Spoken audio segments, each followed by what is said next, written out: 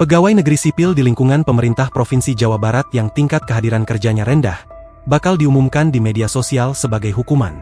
Gubernur Jabar Deddy Mulyadi mengatakan, setiap bulannya nanti bakal ada data tingkat kehadiran PNS yang dikumpulkan dari setiap organisasi perangkat daerah. Pegawai dengan tingkat kehadiran rendah dan kinerjanya buruk akan diumumkan di media sosial, ujar Deddy Mulyadi, Kamis, 2 Oktober 2025. Deddy sendiri memiliki akun TikTok, YouTube hingga Instagram dengan jutaan pengikut dan setiap perangkat daerah nantinya harus memampang nama, foto dan alamat ASN yang malas dan berkinerja buruk.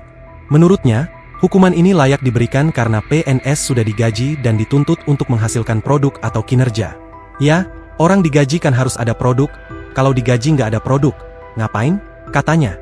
Selain itu, Deddy juga berencana menyalurkan PNS di lingkungan Pemprov Jabar ke sejumlah sekolah sebagai tenaga administrasi. Menurutnya tidak semua pegawai di satu OPD dibutuhkan untuk tetap berada di kantor tersebut.